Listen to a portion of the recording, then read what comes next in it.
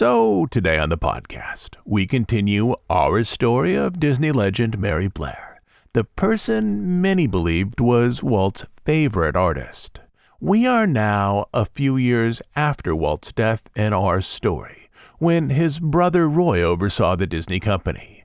Though Walt once had larger plans for the Florida resort, Roy felt that without his brother, it was best to move forward with a project that looked more like a larger version of Disneyland, only with more hotels, restaurants, and outdoor areas for recreation. As he was a business person, Roy also scaled back on some of Walt's original ideas for themed hotels. There would still be one themed hotel, the Polynesian, though Walt initially had envisioned many themed hotels. And there would now be one hotel that spoke more to Roy's experience, that of a business executive who traveled the world for work. The Contemporary would be a hotel that belonged far more to Roy's world than it did to previous Disney experiences. But as it was being developed, it became clear that this hotel with its current plans would lack the playful theming that had come to define a Disney resort. The solution for this lack of theme and the lack of visual art was to hire Mary Blair to create a massive mural for the Contemporary's large open atrium, a space that was over 90 feet high. She would work on this in addition to her other work for Disney World, and in addition to managing a new set of problems that she faced at home. And this is where we pick up our story today.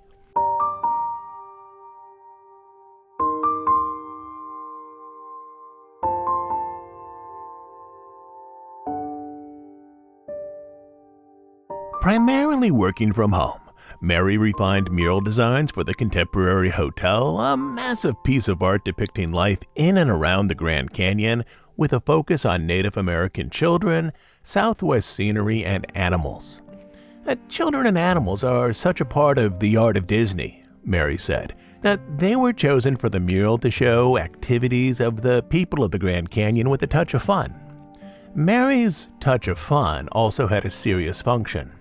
It was designed to tone down the civic qualities of the large atrium, specifically the 90-foot tall multi-sided elevator core that rose up through the center of the open building. The architect had planned to encase the central elevator shaft with shiny metal, Mary explained. Disney didn't care for that, so we ended up with the large tile mural. As she worked on design concepts, she saw how this mural could thematically unite the Contemporary Hotel with the Magic Kingdom. Aside from obvious connections via character design to It's a Small World and older Disney projects, the mural would present an artistic vision of the Grand Canyon, a location also showcased in the Disney Circle Vision film America the Beautiful, which would be shown in Tomorrowland. Beyond this, Mary appears to have pulled in touches of the proposed Western River Expedition ride, on which she had earlier worked with Mark Davis. The Western River Expedition, then listed as a Stage 2 expansion attraction for the Magic Kingdom, would have featured a Southwest Pueblo village. For this portion of the ride, guests would move past a recreated Native American village arranged into a Southwest mesa setting. Mary's mural, as it was designed, would have tonally connected the Contemporary Hotel to that proposed e-ticket attraction. The connection was strong enough that inside Disney, Mary's mural was called the Pueblo Village, the exact same name used for that section of the Western River attraction. In terms of the hotel's overall layout, the Grand Canyon theme would now extend beyond the mural and be absorbed by restaurants and shops throughout the open atrium, later called the Grand Canyon Concourse. These included the Grand Canyon Terrace Cafe, the Mesa Grande Lounge, the El Pueblo restaurant, and soon after the hotel opened, the Outer Rim, which initially was a steakhouse. In terms of color design, the stepped balcony walkways moving up the atrium would be painted a slightly different shade of earth-toned paint, each floor then representing a different rock layer strata of the actual canyon, from limestone to sandstone to shale. Mary worked through preliminary mural designs while Donovan lived in Kings Park State Hospital, which amplified the emotional extremes of her life, those places where she felt control and those places where she felt less or no control. Out of necessity, Mary compartmentalized her life. The portion of her thoughts and emotions that, as a mother, were focused on Donovan seems to have been largely walled off from the portions that were focused on the mural and other assignments for Disney. She had done this previously, mentally and emotionally separating her work life from her experiences at home to create two slightly different projections of her personality. One inside the house, the other at work. Almost surely, during these periods, she felt a fragmented sense of identity, in which she ignored the stress of family life so she could focus on creating images of childhood wonder and harmony. But the combined stress of having Donovan in an institutional living facility, along with the ongoing issues with Lee, now put a larger strain on her well-being. Much to her credit, she was able to work on the enormous mural while bringing comfort and support to both of her sons. There were times, however, where her emotional stress became apparent to those around her. While in California, she spent time with her friend and fellow artist Alice Davis. She was doing the big tile mural for the Contemporary Hotel with the elevator shaft, Alice explained. She always concentrated so, but she wasn't concentrating so great. She wasn't laughing or happy as she usually was. I said, "Mary, your color's gone bad and there's something terribly wrong with you."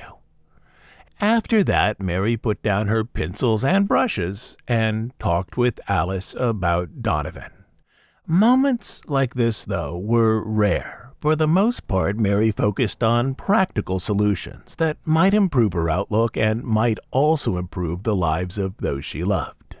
She could see that their New York life was now causing her family harm. Both Lee and Mary felt far from their true home, the place where they had grown up, and for Mary, the place where her family still lived. One reason they had remained in New York this long had to do with their children, to make sure both boys had good experiences in high school without moving to a different city and making new friends. But now that Kevin was 19, moving schools was no longer an issue, as Kevin was exploring options for college. Likely a junior college in Colorado that specialized in technical training programs focused on engineering and the sciences.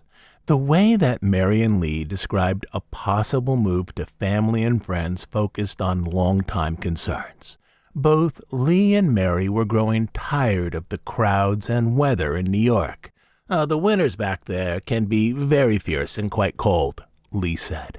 By this point, Mary was no longer deeply connected to either publishing or advertising in New York, with most of her work now tied to Walt Disney Productions in California. Moreover, Lee pointed to the high tax rates in New York that continued to eat into his company's profits, making his work for film TV graphics less lucrative each year. Beyond this, he was tired of overseeing a large staff and dealing with the problems that came from managing a business. But there was one other reason that wasn't widely discussed, one that shadowed a good deal of their discussion about moving. The Blairs learned that the only way to have Donovan released from the hospital was to legally change state residencies, claiming guardianship of their adult son and moving him to a treatment center elsewhere. They found out the only way they could get him out of the mental institution, Alice Davis explained, was to sell everything they owned in New York and move out of state. If they were no longer state residents, they could find better care for Donovan in a different state, hopefully in a facility that felt more like a campus than an asylum. The move might also be a way to limit cost associated with Donovan's treatments, a sum that presently stood at $30,000, roughly 6 times what the average American working full-time made in a single year. Most of all, Mary and Lee believed that a move to California might give them a fresh start. For Lee, this would be a way to move out of full-time work and focus on projects he better enjoyed, also on his own art. He wanted to move beyond making commercials and promotional or educational films for large companies. For Mary, this would be an opportunity to be closer to family, namely her sisters and mother, as well as her 2 nieces who were now moving into young adulthood. Her sisters and mother were then living just south of San Francisco in San Jose and Gilroy. To prepare for the move, Mary and Lee booked flights to San Jose, where they planned to stay with Mary's sister Peggy and her husband Frank. While the plane circled San Jose waiting to land, Lee, sitting by a window, could see the land far below him, a little beach town with a harbor for boats and yachts. As best he could tell, this was near Santa Cruz, a small town that might remind them of California from decades ago. Moreover, as sailing had been one of the activities where he and Mary had found happiness, he believed that once in California, they would continue with their afternoon ocean outings. He thought maybe they might look for a house there. On that initial trip, they spent time with Mary's family and they looked at houses, trying to get a feel for different cities and neighborhoods. Initially, they decided to rent in Monterey Heights, but this was only temporary as they looked for a house closer to the water. Because of Donovan's treatment costs, Lee wanted to first sell their house in Great Neck, along with 2 parcels of undeveloped land that long ago they'd purchased, to pay for a new house in California. But selecting a house to rent was enough to put their move in motion.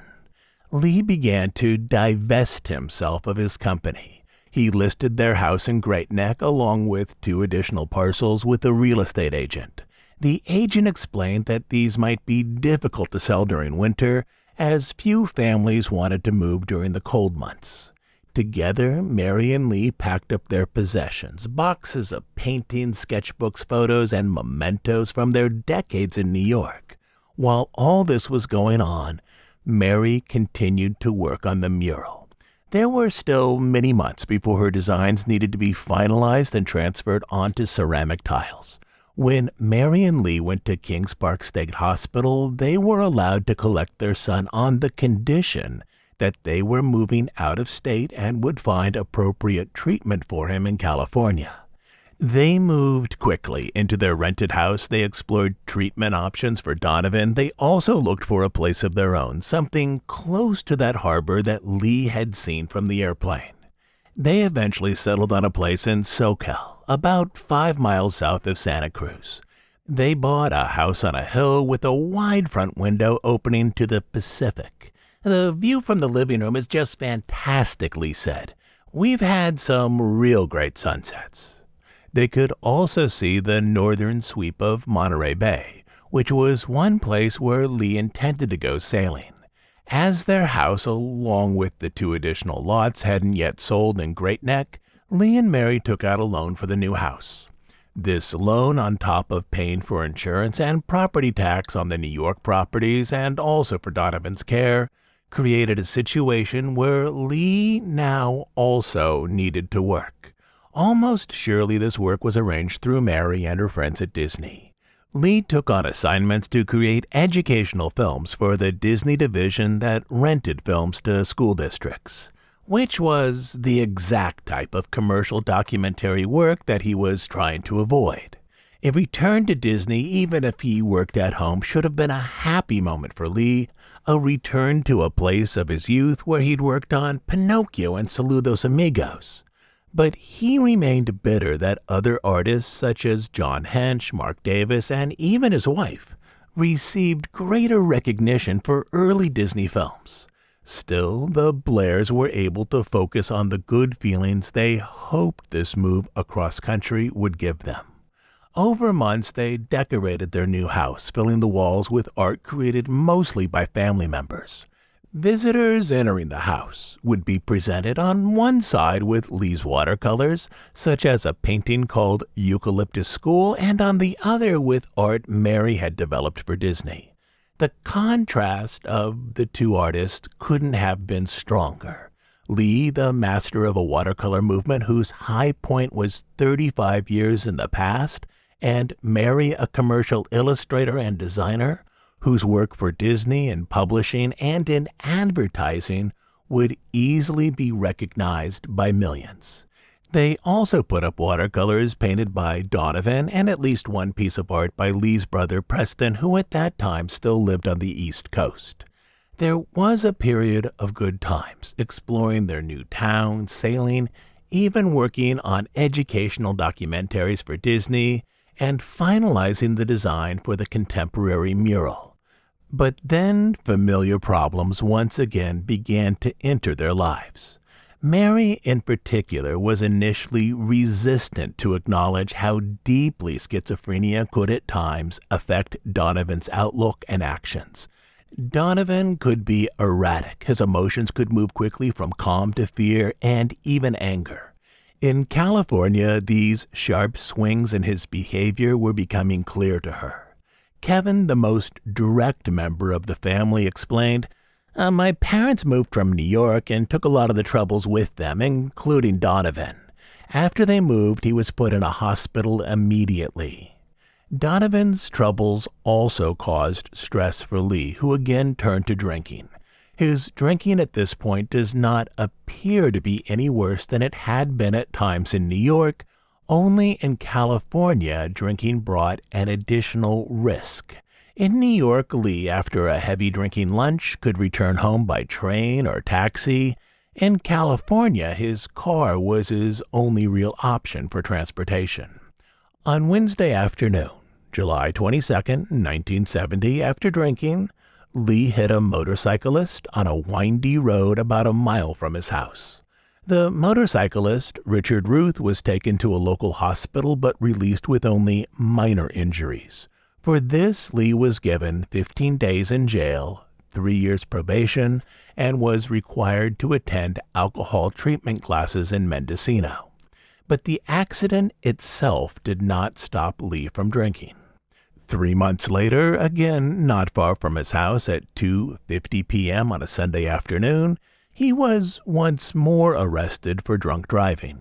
His sentence for this second offense would be more serious, but his jail time wouldn't begin until the following year, 1971.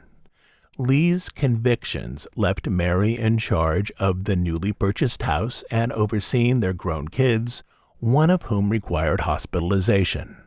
The main piece of good news during these months was that their properties had sold in New York, which gave Mary enough money to pay off the California mortgage. With Lee's arrests, Mary's family could better see the problems that existed inside their home, as now there was no way to hide them. Through all this, though, as if in an act of sheer determination, Mary continued her work for Disney. On the weekend of September 18th, she was one of 3 Disney artists who donated their art to CalArts, the college that Walt had supported during his final years. Their art would be sold to create student scholarships. The 2 other artists were Blaine Gibson, who was then sculpting figures for the Hall of Presidents at Disney World, and Al Dempster, who was then painting backgrounds for the forthcoming film Bedknobs and Broomsticks. The private showing and sale was held at the home of Walt Disney's daughter, Sharon Lund, and her husband, Bill, and was attended by art collectors, art critics, and members of the CalArts board. This event is likely where Mary was reacquainted with her old teacher, Millard Sheets, who was then a CalArts board member and would soon become the school's initial dean overseeing the arts programs. At some point, Mary had a conversation with him about the complexities of the mural on which she was now working, a project so large she'd need help, particularly with the tiles, to finish it on time. Millard agreed to reach out to a few people. By this point, Mary had an approved design and was laying the image section by section out on tall sheets of paper taped together. Also by this point, it was clear what the mural would become in relation to her previous works. The new mural was neither a realistic image of the actual canyon, nor was it a reworking of Native American art. It was an image that offered a sense of warmth and playfulness, underscored by visual rhythms, repeated patterns, blocks of color, and in ways touches of abstraction. Mary had drastically improved color arrangement, once critiqued by Alice Davis, into a chromatic pattern that gave structure through tonal repetition to the entire presentation, which included the most saturated hues used in any of her mural projects. The mural had become a culmination of many skills that she had acquired through her professional life. Her iconic presentation of children, color pairings that harkened back to early Disney features yet also suggested the regional tones of the Southwest, small touches of abstraction that she acquired through her study of modern art, simplified shapes she had acquired while studying Picasso, also a presentation that removed depth and flattened the overall image into a deceptively simplified form, which for most of her life had been one constant in her art. In a design space arranged by Disney, likely one of the studio's sound stages, she attached those tall strips of paper, now outlined with a grid to indicate individual tile spaces, to a wall and then projected sections of the mural design onto them. As sound stages only reached about 40 feet, she likely divided this work in half or thirds, focusing on one chunk of the mural at a time. To accomplish this, she used a cherry picker, a piece of equipment typically used in a warehouse with a hydraulic arm that could lift her up, safely situated inside of an enclosed work platform to sketch out the upper portions of the mural. This mural she now sensed would be her largest project. Standing on the hydraulic platform, she rose high into the air where she traced her projected image onto the fresh paper. Her blonde hair, now clipped short, fell just below her chin line. She wore a colorful blouse and white slacks. Standing there, pencil in hand, she looked a little like a conductor directing an orchestra made of her hand-drawn children, goats, and brown bears. While Mary worked in Burbank on her mural, Lee remained in jail. While there, he too sketched, though only for pleasure. He also worked as a cook and taught an informal class on filmmaking to other inmates. It was the first time in years that he had had nothing better to do than draw and talk to people. Mary visited him regularly, often asking others to drive her as, after years in New York, she no longer liked to drive much.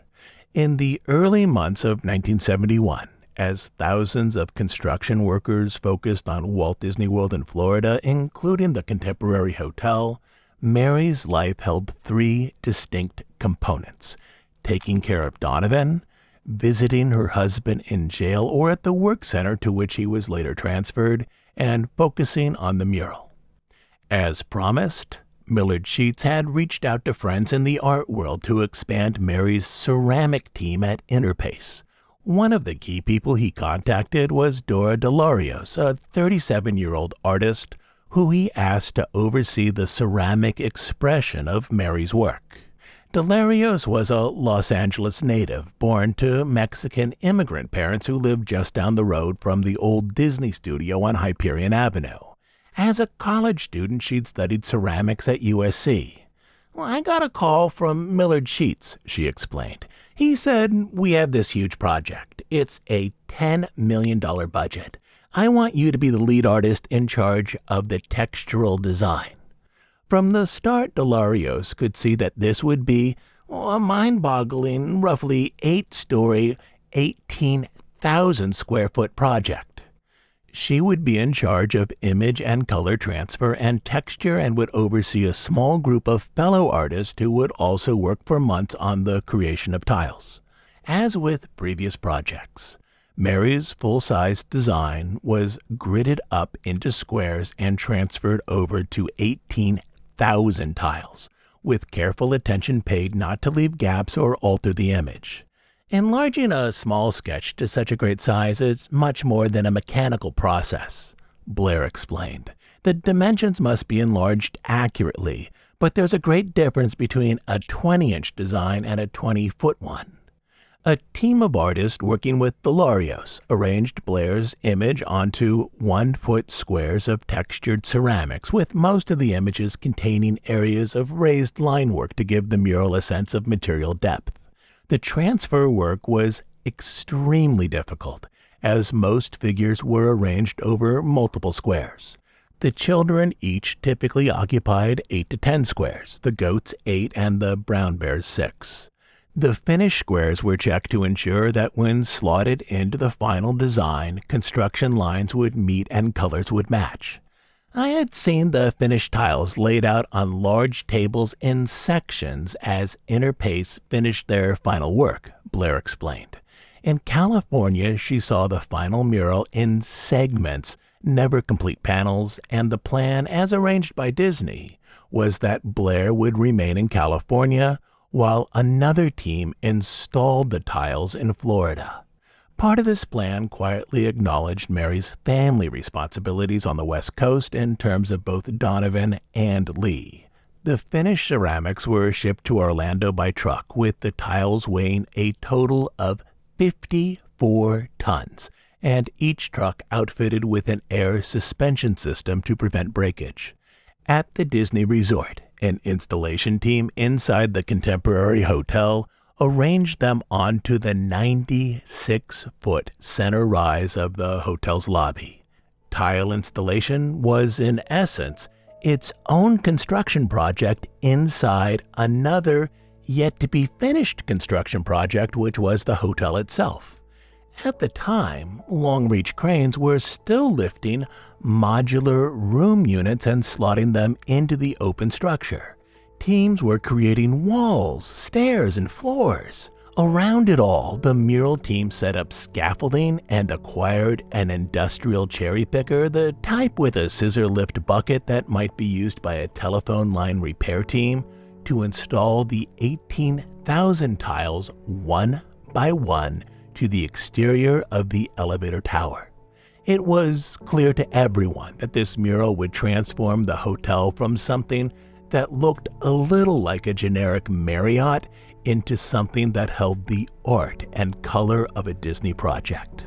For the installation team, the main goal was to finish the mural before the grand opening so it could be showcased on TV and seen by millions around the world. But like other projects at Disney World, installers would need to hurry to finish such a large job before the resort opened. The plan right now is to return next week with a new episode. Lastly, as you know, we're an ad-free, listener-supported podcast. We do just two things: deep dives on stories related to the history of the Disney Studio and the parks, and news and analysis of current events as they relate to the Disney Company. We are funded entirely by listener contributions, specifically by listeners who join us over on Bandcamp as monthly subscribers. On Bandcamp, you will find over 300 episodes not available on iTunes or anywhere else. But the best reason to join us there is to support the work we do here and to make sure that this podcast continues to exist.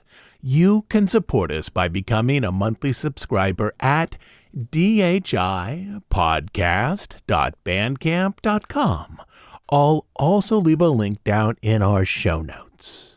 So, until next Sunday, this is Todd James Pierce.